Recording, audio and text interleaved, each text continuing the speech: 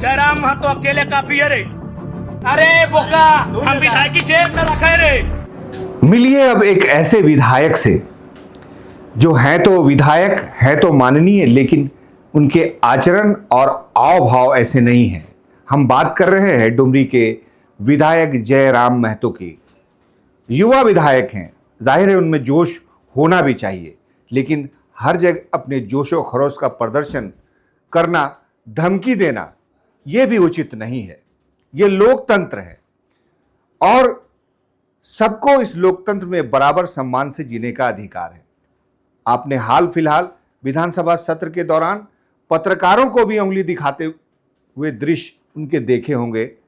अब एक ताज़ा घटना हुई है जिसमें वो अधिकारियों को धमका रहे हैं, और किस अंदाज में धमका रहे हैं आइए आप खुद देखिए और खुद अंदाजा लगाइए कि ऐसा आचरण झारखंड में उचित है या नहीं। अरे बोका, हम विधायक की जेब में रखे रे। अरे सुन तो रे कोयला चोर है, रोड पार भे कोयला चोर कहाँ रे? कहाँ पर मर्दानगी रे? अभी तुरंत इन्फॉर्मेशन दिए। बीच में कोई नहीं, मारबो तो नहीं कभी। बीच में कोई नहीं। जयराम महतो अकेले काफी है रे। विधायक की जेब में लेके चला है। एक क्वार्टर खाली करने के लिए 4 थाना का पुलिस रे। वो तो खाली नहीं हो पाया। बीच में कोई नहीं, बीच में कोई नहीं। मजिस्ट्रेट लगिला सब है कोयला कमीशन खाए वाला मजिस्ट्रेट लगिला। ये भाषा है झारखंड के एक नए नवेले विधायक की। पहली बार विधायक बने हैं, सो माननीय की मर्यादा का जरा भी भान नहीं है। तभी तो पुलिस अधिकारियों को ऐसे हड़का रहे जैसे कोई सड़क छाप लुच्चा लफंगा बोलता है।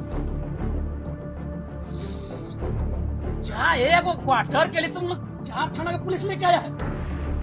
ओहो, लुच्चो लफंगों की तो पुलिस के सामने हिम्मत ही नहीं होती, तो फिर ये किसकी भाषा बोल रहे?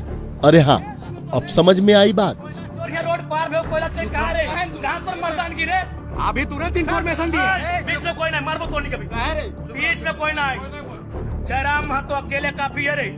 दरअसल भाषा तो इनकी लुच्चो लफंगों वाली ही है, लेकिन गर्मी और हिम्मत इनके माननीय बनने की है। बीच में कोई नहीं। मजिस्ट्रेट लगिला सब है कोयला कमीशन खाए वाला मजिस्ट्रेट लगिला। और हो भी क्यों ना साहब, आखिर नेतृत्व ही ऐसी पार्टी का करते हैं जो गरीबों और लाचार लोगों के हक और हुकूक की लड़ाई लड़ता है। अरे हम तो जेब में विधायक के लिए घूरे रहे, मारो ना अगर बात झारखंड देख लेते की करते। इगला कभी बर्दाश्त नहीं वाला झारखंडी। और साहेब, लड़ाई भी ऐसी कि कोई इनसे टकरा के दिखा दे। खुद को कानून से ऊपर समझना, खुद को किसी राज्य का सीएम से कम न समझना। रुकिए ना, नहीं चिल्ला सकते। रुकिए, बात पूरा कर लीजिए। बात पूरा करने दीजिए। हड़काने में तो साहेब इतने माहिर हैं कि पूछिए मत। समर्थकों और लोगों की भीड़ इकट्ठा हो गई तो फिर बस देख लीजिए इनके तेवर।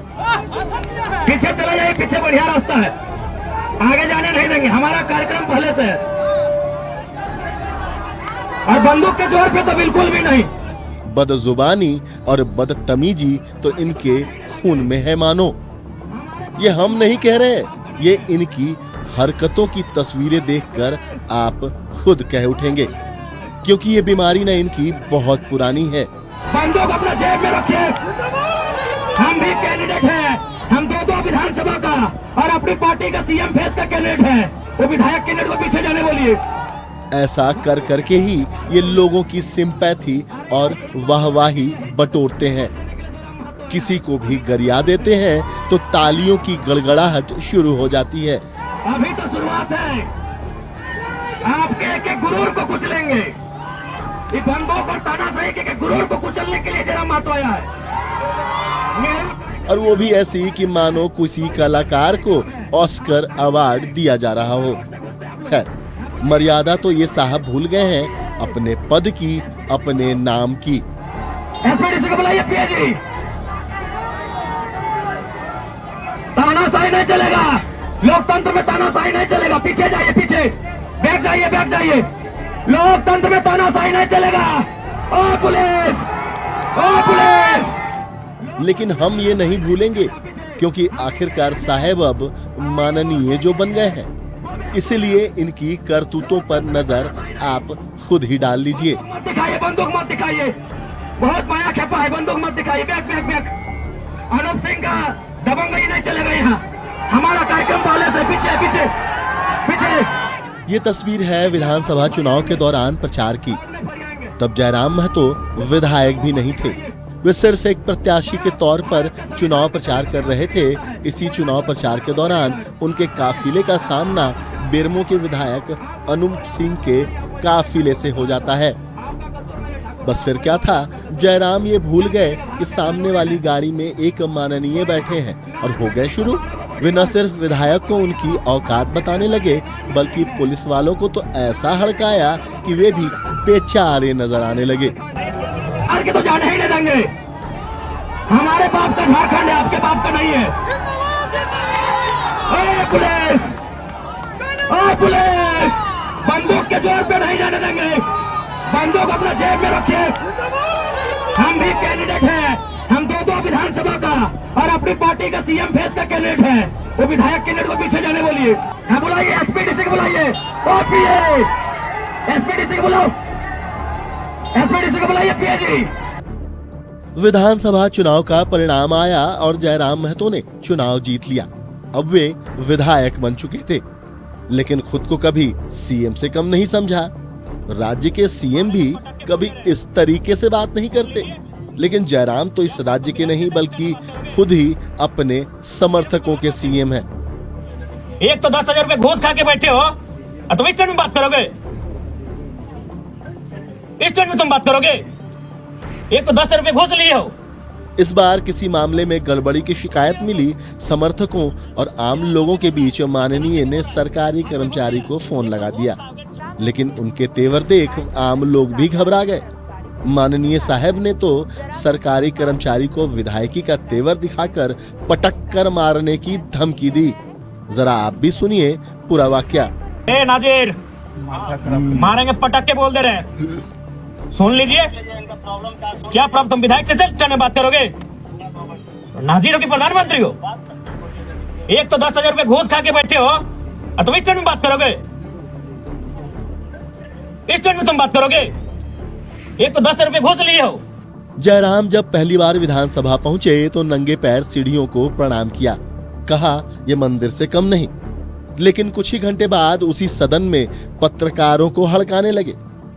पत्रकारों ने उनसे उनके पुराने बयान और वायदों को याद दिलाया, मानो उनकी दुखती रग पर हाथ रख दिया। फिर वो लोकतंत्र के चौथे स्तंभ को भी औकात दिखाने लगे।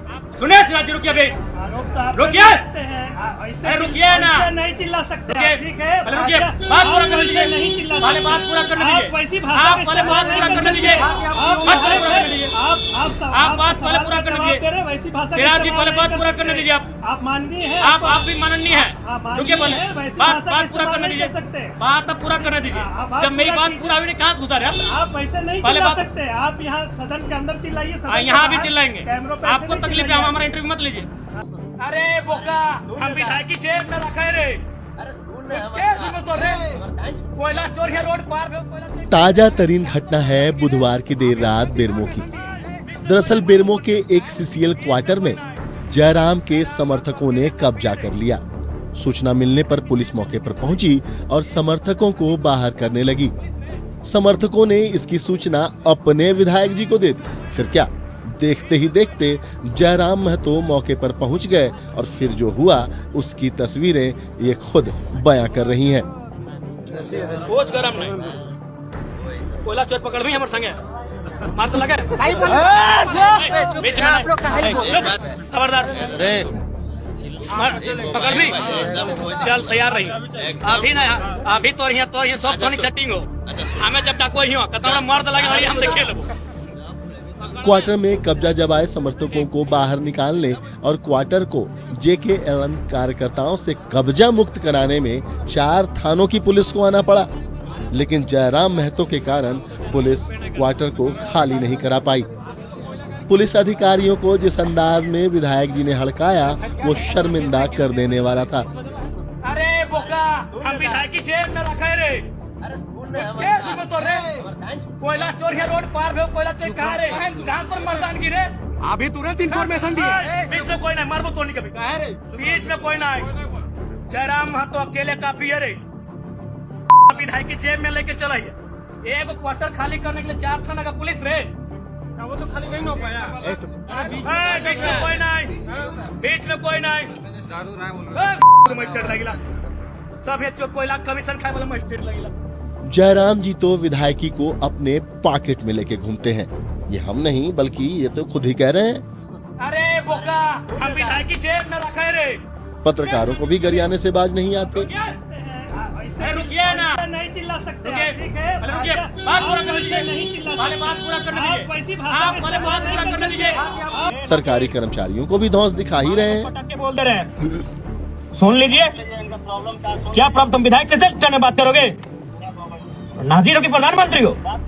विधायक और पुलिस को हड़काने और धमकाने में तो पीछे नजर ही नहीं आते हैं। ऐसे में जयराम साहब यह समझिए कि अगर आपको सम्मान चाहिए तो सम्मान देना भी होगा। बंदूक के जोर पे नहीं जाने देंगे, बंदूक अपना जेब में रखिए। हम भी कैंडिडेट हैं, हम 2-2 विधानसभा का। वरना कहीं किसी दिन कुछ गलत हो गया ना तो फिर आप कहते फिरेंगे हम तो माननीय हैं, हमारे साथ ऐसा गलत व्यवहार क्यों। इसीलिए अपनी हरकतों से बाज आइए और एक सुलझे हुए संघर्षशील नेता की पहचान बनाइए। वरना जिस जनता ने आपको कुर्सी पर बिठाया है ना, वो जनता उतारना भी जानती है। Bureau report, news 11 Bharat.